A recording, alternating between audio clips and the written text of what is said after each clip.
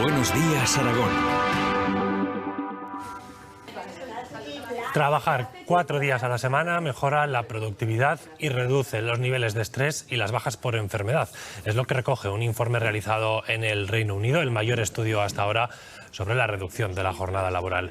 Mejora también la productividad de las empresas y prueba de su éxito es que el 92% de las que la han probado van a mantener esa jornada de 32 horas. Y vamos a incrementar el MR. Y hoy nos preguntamos si eso es viable en España y lo vamos a analizar con Pablo Redondo, sociólogo. Muy buenos días. Hola, buenos días. Y Tania Grande, gestora de recursos humanos, socia directora de Ayanes Recursos Humanos. Muy buenos días a los dos. Buenos días. Bueno, sobre el papel, lo hemos visto, todos son beneficios, ¿no? Y la primera pregunta que nos hacemos es, y os la hago a los dos, ¿se puede extrapolar ese informe del Reino Unido a España, a nuestra situación, a nuestra sociedad, a la configuración laboral que tenemos?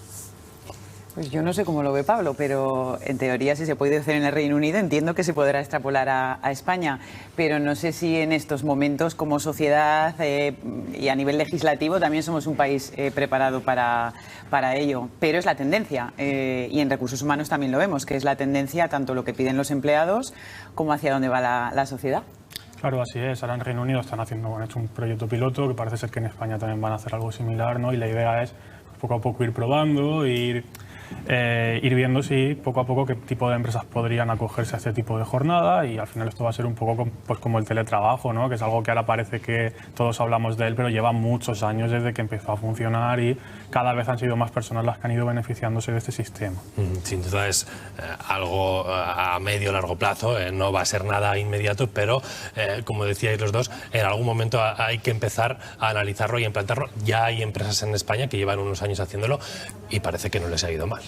Así es. Nosotros, de hecho, cuando esto se empezó a escuchar, hablamos con una empresa de Jaén, que creo que fue de las primeras que implantó esto. Es una empresa de software. Claro, yo creo que aquí, o por lo menos en España, va a depender mucho de la tipología y los sectores, ¿no? en los que trabajemos. Pues quizá en una empresa de software es algo más sencillo de implantar que en una empresa industrial o con una empresa de restauración o en un comercio, ¿no?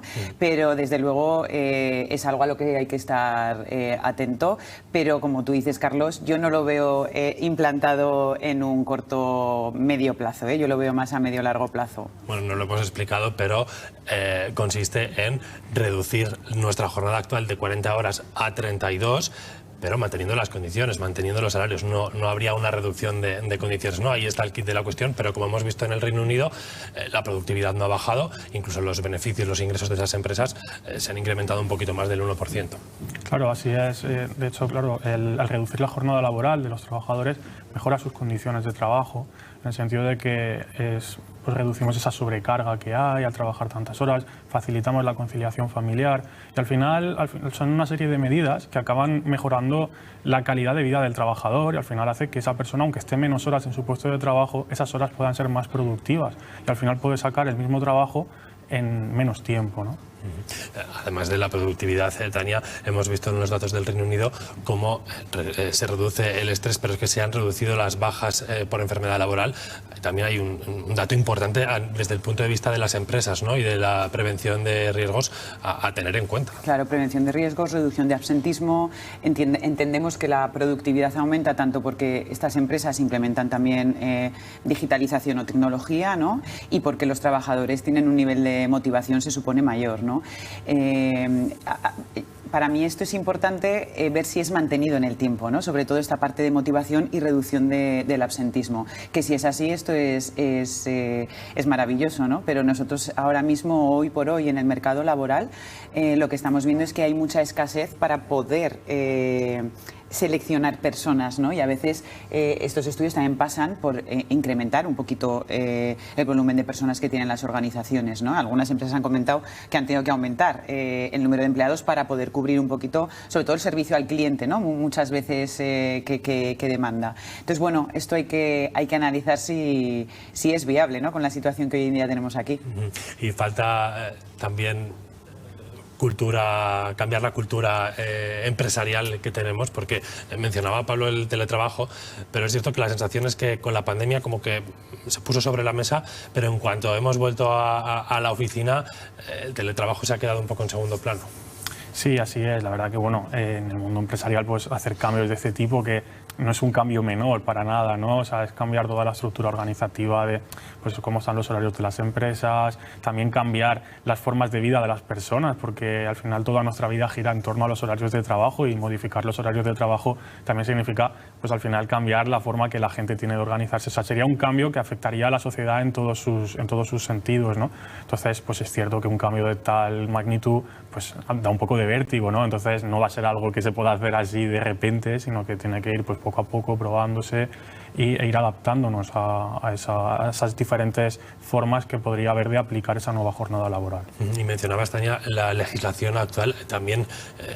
Ya pensando en una futura implantación o que muchas empresas no quisieran recurrir a esta fórmula, tal y como está pensada actualmente, diseñada actualmente, ¿puede adaptarse o habría que plantearse un cambio? Yo no soy una gran experta en legislación laboral, pero lo poco que conozco y sobre todo con los últimos cambios también del sistema contractual y demás, creo que habría que plantearse cosas, sobre todo si hay que incorporar nuevo personal a las organizaciones y cómo lo incorporamos a nivel contractual, ¿no? Entonces yo creo que aquí en España sí que a nivel legislativo tendríamos que hacer alguna modificación o plantearla. Y como dice Pablo, es un cambio social y como tal normalmente conlleva cambios legislativos también.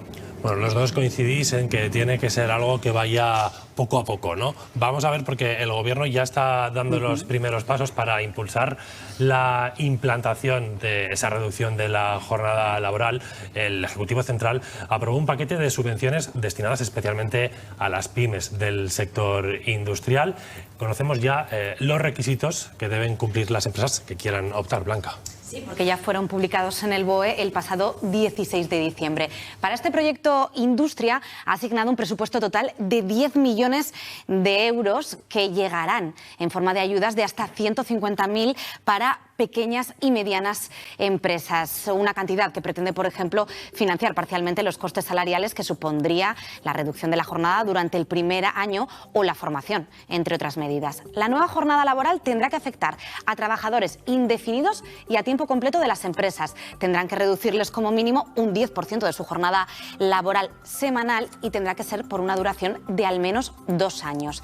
En empresas de hasta 20 trabajadores, en las más pequeñas, la medida tendría que afectar al 30% de la plantilla y en aquellas de mayor tamaño, en las medianas empresas, esa reducción tendría que afectar, esa reducción de jornada tendría que afectar al 25% de los trabajadores. La gestión de esa reducción de horas, dicen desde el Ministerio, dependerá de cada empresa y del acuerdo alcanzado con sus trabajadores. Carlos. Gracias, Blanca. Este es el proyecto que hay en marcha en el Gobierno Central. Estamos pendientes, ¿no?, de que se pueda materializar. Y lo mencionabais hace un momento. Hay una clave que es que las empresas tengan claro que a lo mejor la puesta en marcha de esta jornada en un primer momento puede suponer una inversión, puede suponer un desembolso, pero luego, si se cumple lo que veíamos en ese informe, se va a revertir, ¿no?, va a tener beneficios. Claro, eso al final es lo que tendrían que ver empresarios y empresarias, ¿no?, de nuestro país. Si se cumple, a ver, al final tenemos ya históricos y estudios, ¿no? No tiene por qué aquí ser diferente. Entonces, bueno, yo creo que esto puede animar a que haya empresas que se acojan a este proyecto piloto que se hace en España. Un paso más, ¿no?, para acercarnos a ese cambio de chip, Pablo, que poco a poco es cierto que otras circunstancias, ¿no?, nos van haciendo también ser más flexibles, buscar también primar la conciliación de la que tanto hemos hablado, que esta jornada laboral también beneficia, ¿no?, va en beneficio de esa conciliación familiar. Claro, la verdad que una de las mayores dificultades que hay a la hora de conciliar, que tienen las familias para conciliar su vida, los cuidados con el trabajo, es precisamente los horarios, que los horarios laborales no son compatibles con los horarios que llevan los hijos en el colegio. Entonces, pues bueno, todo lo que sea reducir y sobre todo flexibilizar, ¿no?, los horarios, pues va a permitir que las familias puedan organizar mejor los horarios de cuidado y por lo tanto pues tengan menos dificultades para conciliar. Pues vamos a incorporar, si os parece, otro testimonio a la entrevista. Es el de María Álvarez, es empresaria e impulsora de la plataforma 4Suma. Hola María, muy buenos días. Hola, buenos días. Estábamos hablando aquí en la mesa de ese informe del Reino Unido sobre los efectos de implantar la jornada de 4 días. En tu caso ya llevas unos años defendiendo sus beneficios. Sí, nosotras implementamos esta iniciativa saliendo del confinamiento en mayo de 2020. Decíamos también que, bueno, entre los efectos a comprobar, ¿no? Nos decía Tania, habría que ver si ese aumento de la productividad viene por una motivación de los primeros meses, de los primeros años por reducir esta jornada y luego se va reduciendo, se va desdibujando. En vuestro caso, ¿qué habéis comprobado? Es que yo creo que hay una falta, hay un problema de comprensión con esta idea de la semana de 4 días, y es pensar que la reducción de la jornada en sí misma produce la mejora de la productividad, y no es exactamente así. Se trata más bien de que las empresas, cuando nos ponemos frente al reto de reducir la jornada de una manera tan radical, lo que nos obliga es a modernizarnos al final, ¿no? A introducir innovación, a digitalizar, como estabais hablando antes, y esas transformaciones lógicamente pues vienen para quedarse. Nuestra experiencia es que desde que implementamos la semana de 4 días, pues al final hemos conseguido transformar toda la empresa con unos beneficios que van mucho más allá de los laborales y que claro, ya se van a quedar con nosotras. Estamos hablando de un cambio de chip total, ¿no? No solo a nivel empresarial, sino a nivel de la sociedad. Eso es. Estamos hablando de un cambio de chip, de un cambio de ética, de un cambio de forma de comprender el trabajo y lo que aporta cada persona en la sociedad. Y estamos hablando de una cosa que te cambia la vida. Esto es lo que más nos dicen los trabajadores y las trabajadoras, que trabajar 4 días a la semana cambia la manera en la que vivimos después, ¿no? Más allá del trabajo. Cuando planteamos este debate, enseguida nos vienen a la cabeza algunos sectores donde a priori parece más complicada su implantación, ¿no? Pero tu experiencia nos dice lo contrario. Claro, es que yo creo que hay algunos sectores en España que les tenemos un poco de manía, los tenemos un poco estigmatizados, pero en realidad todos los sectores económicos funcionan de la misma manera y todos los sectores económicos tienen la capacidad de mejorar y de ser más productivos. Mira, fíjate, el gran ejemplo, ¿no?, de reducción de jornada en la historia es aquella historia de que Henry Ford, el fabricante de coches, en el año 1926 redujo por primera vez la jornada laboral de su fábrica a 8 horas al día y dio lugar a la industria moderna que conocemos, ¿no? Claro, antes de aquello también en las fábricas se trabajaban muchísimas horas, hasta 3.000 horas al año, y se trabajaba con una productividad bajísima. Y nosotros, sin embargo, ahora pensar que la industria es un sector de baja productividad, pues se nos queda muy lejos. Pues esto es un poco lo que tiene que pasar con todos los demás sectores, que introduzcamos más innovación, más digitalización, y que esa ganancia, digamos, que esas mejoras reducen no solo en que tengamos mejores empresas, sino también en que se implemente la semana de 4 días. Tú puedes además contarnos un ejemplo en hostelería, que es uno de esos sectores, ¿no?, donde a veces parece que va a ser imposible. Y decíamos también aquí en mesa hace un momento, esta implantación puede pasar en un primer momento por una inversión por parte de la empresa, pero con una buena pedagogía, saber que esa inversión se va a traducir pronto en un cambio de la situación en el negocio. Claro, efectivamente. Nosotras al inicio de la implantación de esta medida hicimos una inversión que no fue una inversión muy importante. Al final, la inversión más importante es en la transformación de la empresa, ¿no? Es en la forma de organizar la empresa. Pero nosotras pues tomamos diferentes medidas, introdujimos tecnología en la cocina, pusimos maquinaria para que no se entienda todo el mundo, pusimos también una aplicación desde la que la gente puede pedir desde la mesa en las salas de los restaurantes. Y con estas iniciativas lo que hicimos fue mejorar la productividad de toda la empresa. Y lo que hemos conseguido al final pues es efectivamente una empresa más productiva. Cuando sabemos los empresarios que estamos tomando medidas para mejorar la empresa y que va a ser más productiva, al final no lo vemos como un gasto, lo vemos como una inversión. ¿Y cómo crees que puede ayudar a dar un paso más hacia esa jornada ese proyecto piloto del Gobierno que explicábamos hace un momento y que precisamente va destinado a las pymes? Sí, yo creo que el proyecto piloto de este Gobierno, también el proyecto piloto del Reino Unido y todas estas iniciativas que lo que están haciendo es incentivar a aquellas empresas que pueden estar interesadas pero que pueden necesitar una pequeña ayuda para ponerlo en marcha, es muy buena idea. Es un proyecto piloto que, por desgracia, tiene un problema y es que solamente está limitado a las pymes del sector industrial, pero, por ejemplo, allí en Aragón, que tenéis mucha pyme precisamente del sector industrial, yo animo a todo el mundo a que le eche un ojo a la convocatoria, porque verdaderamente luego es una convocatoria muy bien financiada, muy flexible en la aplicación y es una gran oportunidad para las pymes para transformarse, ¿no? Para sumarse al siglo XXI. Y volviendo a ese cambio de chip que mencionábamos, por tu experiencia, ¿crees que hay más reticencia en España a aplicarla, a dar el paso o incluso en algunos sectores en concreto? Yo creo que quizás aquí tenemos una cultura empresarial por las características de las empresas en España, que a lo mejor está un poco menos habituada a transformarse y a innovar que en otros países de nuestro entorno. Pero mira, yo creo que el confinamiento, la pandemia, todas las cosas que han pasado este año con la crisis de los materiales, después con la inflación, con la guerra de Ucrania, también nos dan la medida y nos demuestran que el tejido productivo es capaz de enfrentarse a muchísimas circunstancias y de superar muchísimos retos, y que también tiene que tener la confianza en sí mismo de saber que puede seguir mejorando. Pues María Álvarez, muchas gracias por habernos atendido, por esas claves y muy buenos días. Muchas gracias a vosotros. Bueno, ha quedado claro que el cambio de chip está ahí, ¿no? Y que poco a poco tiene que producirse. Sí, la verdad que bueno, pues estamos en una sociedad que siempre se dice que las sociedades son cambiantes, ¿no? Y en estos tiempos lo hemos vivido más que nunca.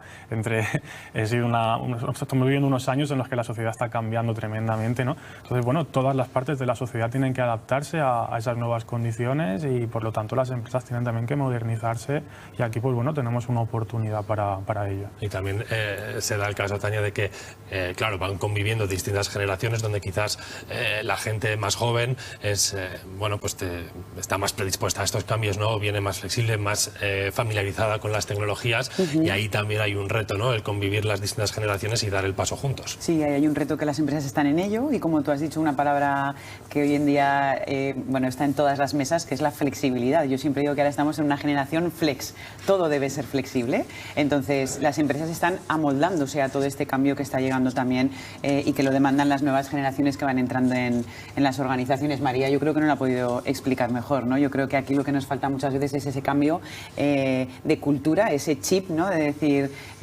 vamos a modernizar, vamos a digitalizar, vamos a transformar, ¿no?